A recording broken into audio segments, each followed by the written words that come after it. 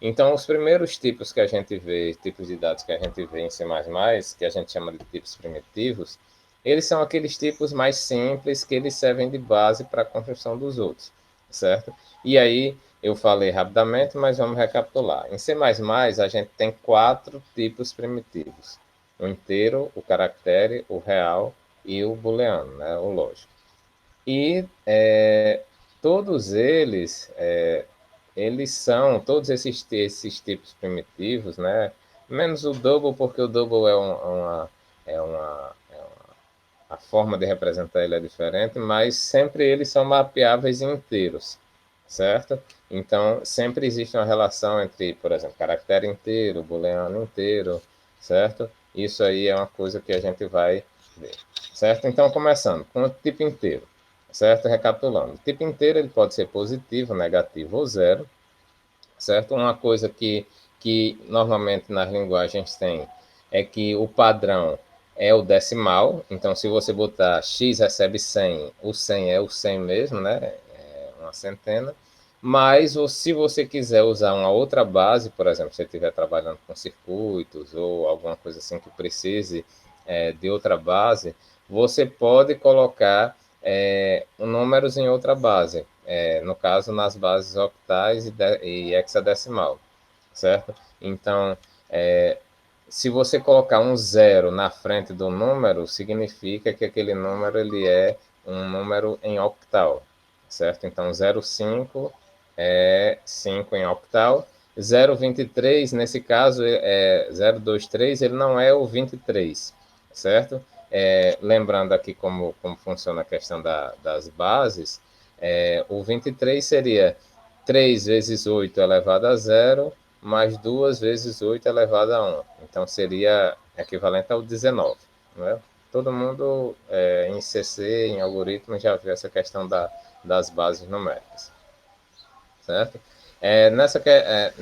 Nessa constante aqui, 0,9 iria dar um erro, por quê? Porque se é um número em octal, os dígitos eles vão de 0 a 7, né? Quando for o 8, ele já bota o 0 e vai 1. Né? Então, isso aí eu acho que também todo mundo já tá lembrado.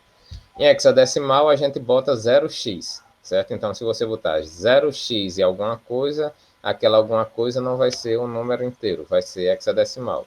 E como todo número é hexadecimal, a gente tem os dígitos indo de 0 até F. Então, a gente tem de 0 a 9, aí o 10 é o A, depois B, C, D, E, F, que é o 15. Então, nesse caso aqui, fazendo de novo o mapeamento para inteiro, 0x a b é a mesma coisa que b vezes 10, vezes 16 elevado a zero, ou seja, b é 11, mais a, que no caso é 10 vezes 16 elevado a 1. Né? Então, seria 16 vezes 10, que dá 160, mais 11, 171. Então, isso aqui seria o equivalente ao 171. E aqui a gente tem outra constante, certo? Uma coisa interessante nos tipos inteiros é que você também pode criar tipos que a gente chama de unsigned, né, ou sem sinal, que são os inteiros positivos.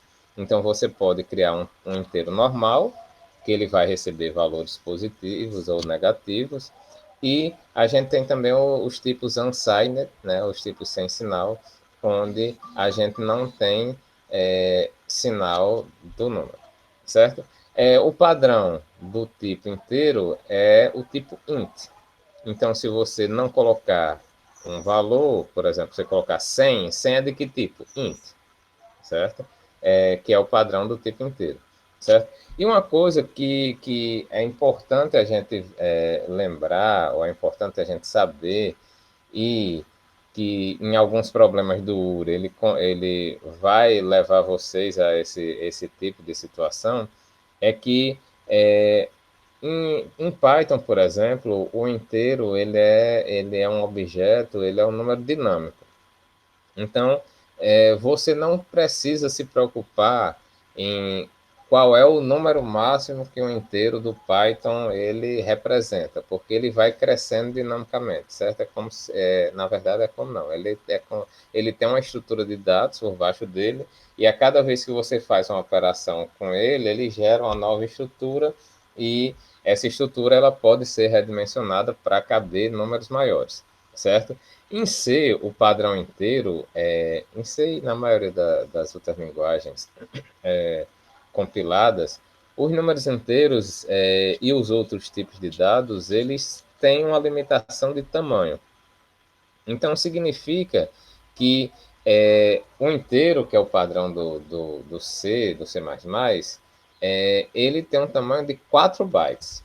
O que é que isso significa? Significa que se você fizer qualquer coisa e que esse número estoure os 4 bytes, você vai ter aí um erro, um problema de representatividade, certo? Então, 4 bytes é muito ou é pouco?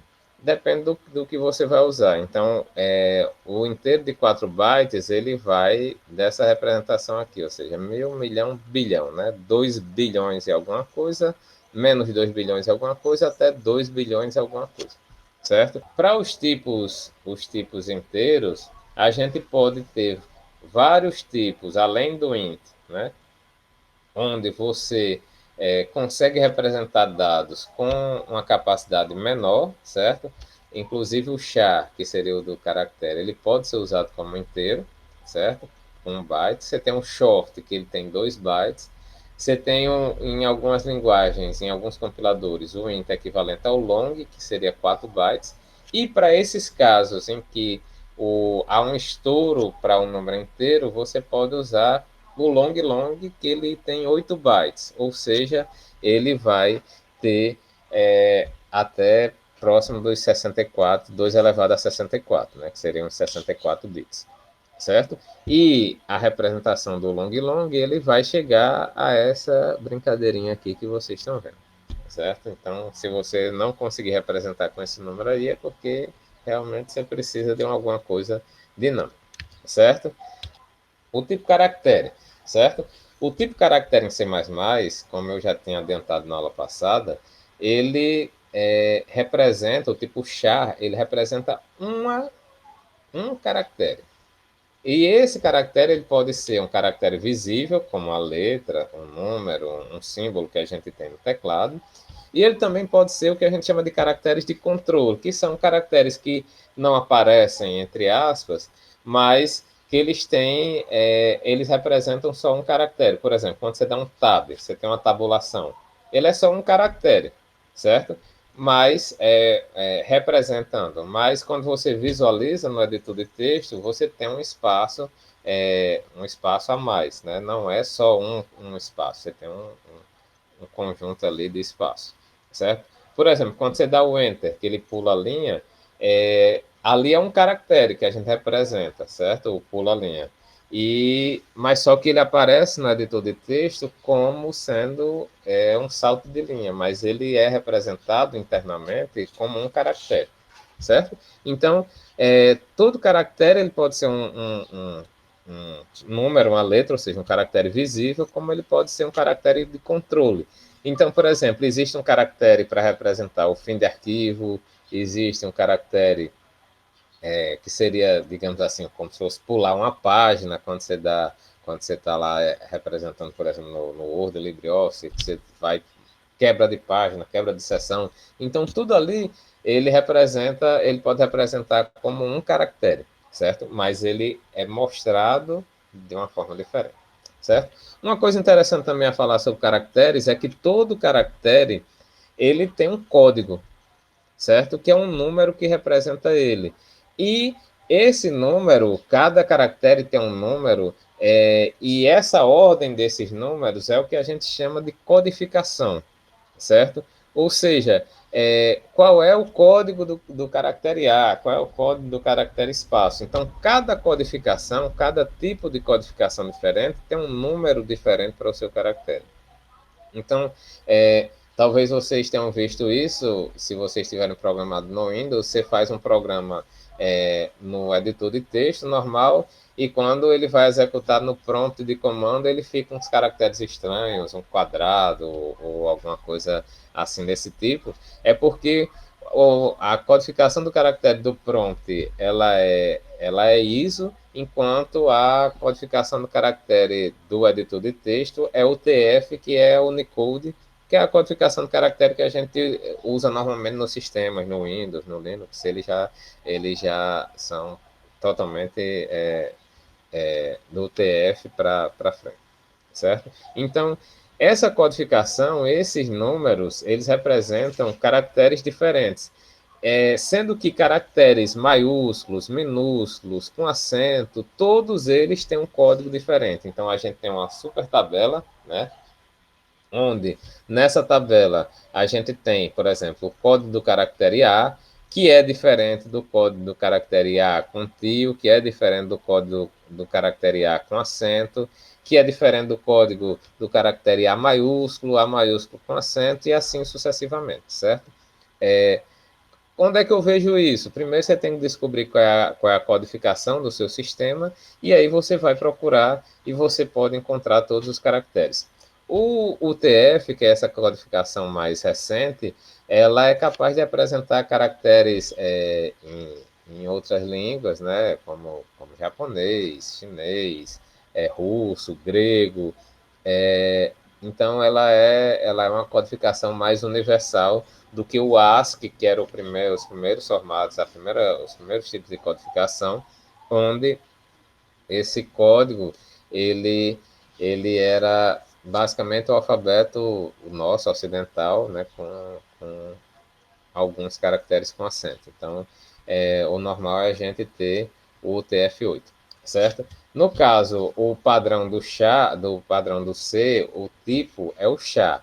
E ele ainda usa esse padrão, digamos assim, do terminal, ele ainda usa caracteres, se eu não me engano, que é com a codificação ISO, certo? Mas quando você usa, por exemplo, no Linux ou no Windows, no terminal, se você não tiver acento, você consegue visualizar perfeitamente.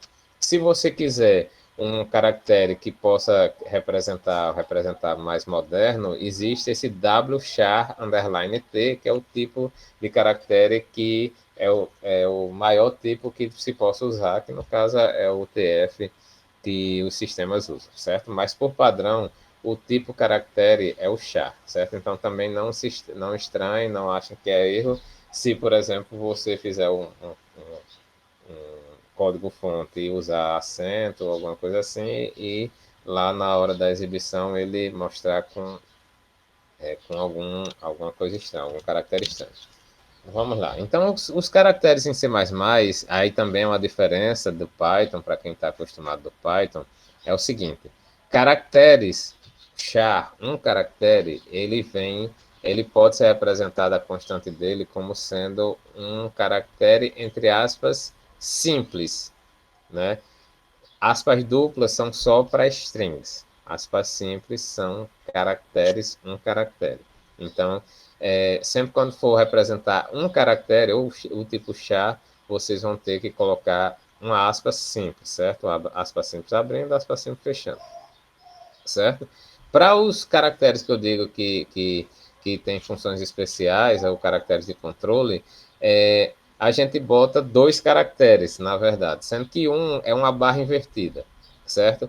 Então, por exemplo, barra invertida T para tabulação, barra invertida N, que é o barra N, né, que é para o fim de linha, que é o equivalente ao NDL do C++, certo? Da biblioteca padrão. Aí diz, então por que tem um NDL? Se a gente pode colocar um barra N. É porque isso aí é meio que histórico, porque antigamente o barra N do Windows era diferente do barra N do Linux, porque eles usavam codificações distintas, certo? Então, se criou essa constante aí NDL, que seria o pula-linha que seria representado no sistema corrente, certo? Além disso, por exemplo, se eu quiser representar uma aspa simples, eu não poderia botar aspa simples, aspa simples, aspa simples, porque seria um erro de compilação, porque era como se eu estivesse abrindo e fechando o caractere sem botar nada dentro. Então, para representar o aspa simples, eu boto barra e o barra invertida, aspas simples. E, da mesma forma, se eu quiser colocar a barra invertida, eu tenho que colocar duas, porque um é para dizer que é um caractere especial e o outro é para dizer que é o caractere barra invertida, certo? A gente também, isso aí, a gente pode usar a codificação, se você souber o código do caractere que você quer representar, então você pode colocar um barra invertida X e um código hexadecimal representando o caractere que você quer, certo? O tipo string no C++ ele não é um tipo primitivo, mas eu coloquei aqui só para a gente se acostumar com ele. Então, o tipo string ele é delimitado por aspas duplas ao invés de um aspas simples, certo? E aí você pode colocar 0 ou n caracteres, quantos caracteres você quiser, certo? O C++, assim como o C, ele tem um caractere especial que é o barra zero, para determinar o fim da string. Então, são strings que a gente chama de null terminated, ou terminada em caractere null, certo? Então, se você tiver alguma string no meio dela, no meio dela tiver um barra zero, o compilador vai entender que ali é o fim da string e vai ignorar tudo o que tiver depois, certo? Da mesma forma, a gente aqui pode colocar aqui essa string olá mundo, mas internamente o compilador vai colocar o olá mundo e automaticamente vai colocar aqui um barra zero para representar o final da string, certo? Então, esse detalhezinho, certo? No C++ a gente tem um tipo string, e tem um arquivo de cabeçalho, que é o string, para se usar, só que na maioria das vezes a gente não precisa colocar, ele já é meio que incluído por padrão, certo? Mas se der algum problema com o compilador de vocês, só é colocar, certo? Aqui algumas observações, você pode colocar a string que seria o how mode, né? O modo, você coloca esse R e abre aspas, assim, um parênteses. Então, tudo que tiver aqui dentro, ele vai mostrar do jeito que está. E você pode usar, especificamente dizer, ó, essa string é o TF. Quando você bota o 8, entre parênteses, você bota o conteúdo da sua string, certo? Se você quiser uma string que tenha mais de uma linha, você abre a string com aspas duplas e bota um barra para cada linha que você for pular. Os números reais, em C++, eles também têm uma limitação, só que a limitação do tamanho dele, ele é um pouquinho diferente, porque talvez você já tenha escutado essa nomenclatura ponto flutuante. Por que que se você não fala em número real, e se sim você fala ponto flutuante, ou usa, por exemplo, float para representar o número real, é porque da mesma forma que no inteiro a gente tem a capacidade para representar, a gente tem um bit para o sinal e a representação do restante do número, aqui nos números reais a gente usa uma notação que a gente chama de ponto flutuante. Como é que funciona isso? A gente tem um bit para o sinal, a gente tem um espaço reservado somente ao expoente, e tem um outro espaço que a gente chama de mantissa, que é a representação do número em si. Mas por que você faz isso? Porque a representação é assim? Porque assim você consegue representar números maiores. Então, e como é que funciona isso? Então, se eu tenho um número como esse aqui, 3.658,89. O que é que ele faz? Como é que internamente é representado? É representado como se fosse assim, ó, 3,65889 vezes 10 elevado à terceira, certo? Onde esse 3,65889 é a mantissa, o expoente, no caso, é 3, porque é 10 elevado à terceira, e o sinal é positivo, então seria zero, certo? Então, basicamente, todo o número é representado como o sinal a mantissa e o expoente, certo? Só que isso aqui em formato binário, certo? Então, aqui, qualquer número ele vai ser representado assim dessa forma. Qual é a vantagem? A vantagem é que você pode representar números muito grandes. Por quê? Porque você pode colocar um expoente muito alto. Qual é a desvantagem dessa representação com ponto flutuante? É que o espaço para a mantissa, né, para o número em si, ele é limitado. Então, na verdade, você pode representar números muito altos ou muito baixos, né, com a quantidade de casas decimais grandes, mas você corre muito risco de ter erros de arredondamento. Por quê? Porque ele não vai representar todos os números aqui, certo? Então, nem todos os números eles podem ser representados, afinal, números reais eles são infinitos, certo? Então, entre 0 e 1 você pode ter infinitos números e a máquina ele não vai representar todos os números. Então, você vai ter erros de precisão. E à medida que você vai fazendo essas operações com esses erros de precisão, esses erros eles vão se propagando, certo? Então, quanto maior você tem a mantissa, né, a parte de representação do número, menor o erro de precisão, certo? Então, por essa razão, outras linguagens elas são mais usadas para aplicações matemáticas, como por exemplo Fortran. Fortran lida melhor com essa parte de erros, de arredondamento e tudo. E provavelmente em cálculo numérico vocês devam ver, vocês estão pagando no terceiro período, né? Vocês devam ver alguma coisa relacionada aos erros e à propagação dos erros em tipos numéricos, certo? Mas isso aqui, como eu disse também, vocês não é uma coisa que vocês vão se preocupar. Possivelmente possa ter algum problema em algum problema do que vocês façam no URI, certo? Mas normalmente não dá. Normalmente o pessoal já faz e corrige com essas, levando em consideração isso aí, certo? Lembrando que essas os nossos números reais, eles são representados com ponto, né? Então, 3,12 a gente tem 3,12, né? 0,222.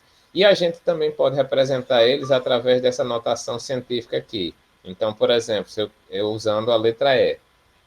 Então, se eu quiser, por exemplo, representar 1,5 vezes 10 elevado a 12, eu boto 1,5 é 12, certo? Nesse outro caso aqui, menos 0,4 é menos 4, é a mesma coisa de ser menos 0,4 vezes 10 elevado a menos 4, certo? Então, a gente tem essas duas formas de representar os tipos reais. Onde, nos tipos, o padrão do tipo real no C++ é o tipo double. Então, toda vez que vocês forem usar no URI um tipo real, usem o tipo double, certo? O tipo double é 8 bytes, certo? Ele tem uma capacidade legal para representar. Vocês podem usar um tipo float, que ele tem que ele é a metade do tamanho. Na verdade, o float era o padrão e o double é justamente porque é precisão dupla, né? E existe também o long double, que ele é 10 bytes, certo? Mas normalmente a gente usa o double mesmo, que é o padrão que a gente tem no C++, certo? A gente tem um tipo lógico, que no C++ é o bool, certo? Que a gente pode atribuir a elas o true ou false, né? As constantes verdadeiro e falso, todas em minúsculo, certo? Como a gente pode atribuir alguma operação, por exemplo, condição 2 recebe 2 maior que 5. 2 maior que 5 vai retornar verdadeiro ou falso. No caso aqui, ele vai retornar falso. Então, a condição 2 ela vai receber falso, certo? O tipo booleano, ele também é mapeado para inteiro, certo? No caso, se você tiver zero, se você atribuir a uma variável booleana o valor zero, ele vai ser considerado como sendo falso. E os demais valores, e mais especificamente o 1, ele vai representar verdadeiro, certo? Outro tipo que existe em C++ é o tipo void, certo? O void é o vazio, é equivalente ao, não vou dizer que é equivalente ao none, mas é como se fosse o tipo do none do Python, certo? O void, ele serve para representar que um tipo, que uma variável, na verdade ele é usado para funções, e dizer que as funções elas não têm retorno, né? Elas não têm qualquer tipo de retorno, certo? A gente vai ver mais para frente como usar esse void, e também tem outros tipos de uso para o void, mas, por exemplo, um padrão antigo do main era usar void main, né? Ou seja, e quando é void a gente não precisa retornar nada, certo? Vou passar aqui, vou dar uma aceleradinha aqui, que algumas coisas são simples, por exemplo, os nomes das variáveis. O nome da variável em C++ ele é case sensitive, né? Ou seja, uma variável toda maiúscula é diferente de uma toda minúscula, que é diferente, com uma variável que começa com maiúscula e depois minúscula, certo? Então, ela é case sensitive, e ela pode o nome dela ele tem que começar ou com a letra ou com um underline, certo? Depois de ter uma letra ou um underline, você pode usar outras letras, outros números e mais underline, certo? Você pode usar esses três tipos de coisas: letras maiúsculas, minúsculas, underlines ou números, sendo que você não pode começar com número, certo? Da mesma forma, eu posso já criar a variável e já fazer uma atribuição a ela. Então, por exemplo, aqui, bool ativo recebe true. Então, criei a variável ativo, que é do tipo booleano, e que é inicializada com o valor true. Mas não é obrigatório, então eu posso fazer esse outro caso aqui, ó, int a, b igual a 3. O que é que eu estou fazendo? Criando uma variável a inteira e uma variável b também inteira, só que b inicializa com 3 e a inicializa lá com o list da memória, certo? Para ser compatível com algumas outras linguagens, né, o C++ ele também tem algumas outras notações para você inicializar uma variável. E no Qt a gente vai usar bastante isso aqui. Você pode inicializar colocando o valor inicial entre parênteses. Então, bool ativo e entre parênteses false. Double nota 1 entre parênteses 10. Então, é a mesma coisa de você criar usando o igual. Ou usando chave, certo? Então, bool ativo é abre chave true. Isso aqui são as mesmas formas, a mesma coisa de você criar essa usando o igual aqui, certo? E para terminar essa apresentação aqui, eu tenho as constantes, né? Que a constante não é variável, né? A constante ela é um tipo que você não modifica o valor dela. Então, por exemplo, você quer const int numa opções igual a 3. Então, você vai e criou uma constante no número de opções e o valor dela vai ser 3 do início até o fim do programa. Mas, para que eu crio um negócio se eu não vou mudar o valor dela? É mais para você nomear algumas coisas que, por exemplo, pi não vai se modificar. Então, não, por acidente, eu não vou alterar o valor de pi, certo? Também existe uma outra forma de... Sim, aí para fazer uma constante, eu coloco um const antes do tipo, certo? Então, se você chegar aqui, const char sair igual a s, o que é que você está fazendo? Você está criando, como você tem um const aqui na frente, você está criando uma constante, ela é do tipo caractere, o nome dela é sair e o valor dela é o caractere s, certo? O C++ também suporta a definição de constantes no estilo C, que é com essa diretiva do pré-processador aqui, define, certo? Mas o define ele é usado para outras coisas e não necessariamente para definir constantes, mas também é possível criar essas constantes dessa formatação aí.